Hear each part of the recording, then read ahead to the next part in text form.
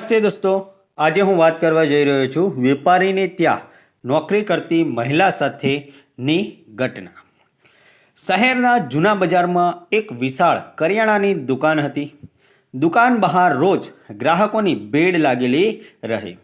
એ દુકાનનો માલિક રાઘવ ઉંમરે માત્ર 22-23 વર્ષની, પરંતુ વ્યવસાયમાં અદ્ભુત કુશળતા ધરાવતો। નાની ઉંમરે જ મોટો વેપાર ઊભો કર્યો હતો। તેમના પિતા નાના વેપારી હતા, પરંતુ રાઘવે મહેનત અને બુદ્ધિથી દુકાનને ઊંચાઈએ પહોંચાડી।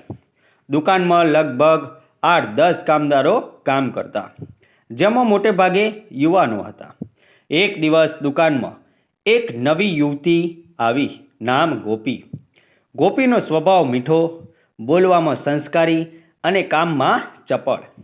ગરીબીના કારણે તે અભ્યાસ વચ્ચે છોડીને નોકરી કરવા આવી હતી, પરંતુ તેની આંખોમાં હંમેશા એક ચમક રહેતી, સપનાઓની। રાઘવે પ્રથમ દિવસે જ નોંધ્યું કે ગોપી માત્ર કામચોર કે આવક માટે આવેલી છોકરી નહીં, પરંતુ ખૂબ જ સમજદાર અને મહેનતુ છે। ગોપી ગ્રાહકો સાથે શાંતિથી વાત કરતી, એકાઉન્ટ્સની નાની નાની ભૂલો પકડી લેતી અને માલ ગોઠવવામાં કુશળ હતી।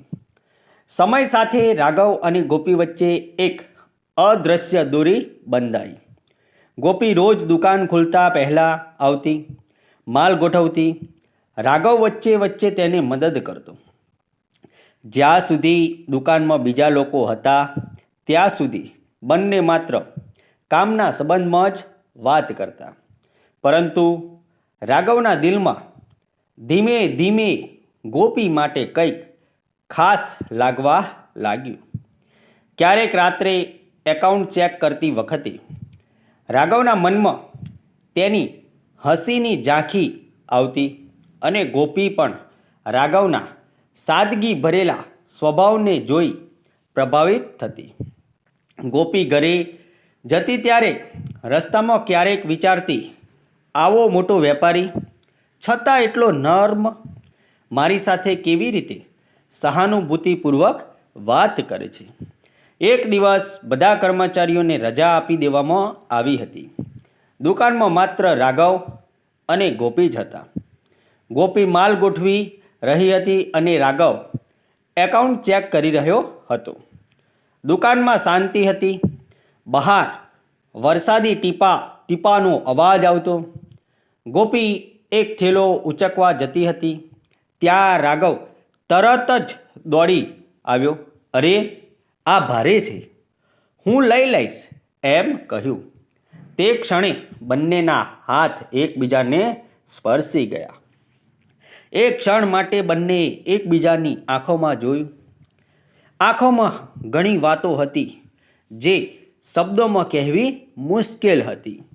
ગોપી શરમાઈને, હસીને દૂર થઈ ગઈ। રાઘવે પણ મીઠું સ્મિત આપ્યું। દુકાનની એ શાંતિભરી ઘડીમાં તેમના હૃદયની ધડકન એકબીજાને સંભળાતી હતી। રાઘવ ગોપીને કહેવા લાગ્યો, ગોપી, તું એટલી મહેનત કરે છે, તારા ઘરમાં બધા ઠીક છે ને? ગોપી ધીમા અવાજે, હા, બધું ઠીક છે, પણ પપ્પા બીમાર છે, એટલે હું આ કામ કરું છું। રાઘવનું દિલ ભીનું થઈ ગયું।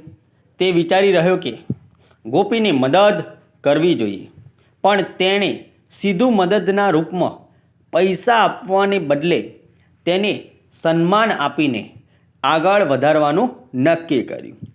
તે દિવસે બંને સાથે એકાઉન્ટ ટેબલ પર બેઠા।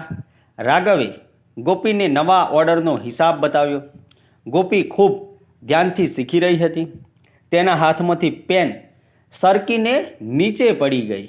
રાઘવે પેન ઉઠાવીને આપતા આપતા તેના હાથને હળવેથી સ્પર્શ્યો। ગોપીનું હૃદય ધબકી ઉઠ્યું। એ પળોમાં ગાઢ શાંતિ હતી, પરંતુ એ શાંતિમાં એક મીઠું સંગીત વાગતું હતું, વિશ્વાસ, લાગણી અને એકબીજા તરફનો આકર્ષણ। રાઘવે એક દિવસ ગોપીને બહાર કાફેમાં મળવા બોલાવી। ગોપી થોડું ચકિત થઈ ગઈ। સાહેબ તમે? હા, માત્ર વાત કરવા, રાઘવે કહ્યું. કાફેમાં બેસીને રાઘવે કહ્યું, ગોપી, તું ખૂબ મહેનતુ છે. તારા વગર દુકાન અધૂરી લાગે છે. અને સાચું કહું તો તારા વગર મારું દિલ પણ અધૂરું લાગે છે. ગોપીનો ચહેરો લાલ થઈ ગયો. તેણે ધીમેથી કહ્યું, સાહેબ, હું તમારી સાથે કામ કરવા ખુશ છું. પણ રાઘવે એની વાત અટકાવી. ગોપી, હું તને સન્માન આપીને જ જીવનમાં લાવવા ઈચ્છું છું. તું તૈયાર હો તો આપણે આ સંબંધને સાચા રૂપમાં આગળ લઈ જઈએ. ગોપીના આંખોમાં આંસુ આવી ગયા. ખુશીના તે ક્ષણે તેણે સ્વીકાર કર્યો. કેટલાક મહિનાઓ પછી રાઘવે ગોપીને સગાઈ માટે પૂછ્યું. બંનેના ઘરોમાં વાત થઈ. ગરીબી હોવા છતાં ગોપીના પરિવારે પણ ખુશીથી સ્વીકાર કર્યો. દુકાનમાં આજે બધા કર્મચારીઓ હાજર હતા, પણ રાઘવ અને ગોપીના હૃદયમાં નવું પ્રકાશ હતું.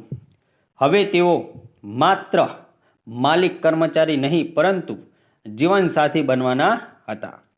દુકાનના ખૂણામાં ગોપી હસતી હતી. એ જ હાસ્ય જોઈને રાઘવનું જીવન બદલાઈ ગયું હતું. રાઘવ મનમાં વિચારતો, જે દિવસ તારા હાથને પહેલી વાર સ્પર્શ્યો હતો એ દિવસથી આ ક્ષણ સુધી તારા માટેનો સન્માન અને પ્રેમ જ વધતો ગયો છે. બંનેએ પોતાના જીવનમાં એક નવી શરૂઆત કરી. પ્રેમ, વિશ્વાસ અને પરિશ્રમના મિશ્રણથી ભરેલું ભવિષ્ય. મિત્રો, આ વાર્તા જે છે એ કાલ્પનિક છે અને આમાં આવતા પાત્રો પણ કાલ્પનિક છે. આવા જ નવા નવા વિડીયો જોવા માટે અમારી ચેનલ સાથે બન્યા રહેજો. વિડીયોને શેર કરી દેજો અને ચેનલને સબસ્ક્રાઈબ કરી દેજો. આવજો મિત્રો.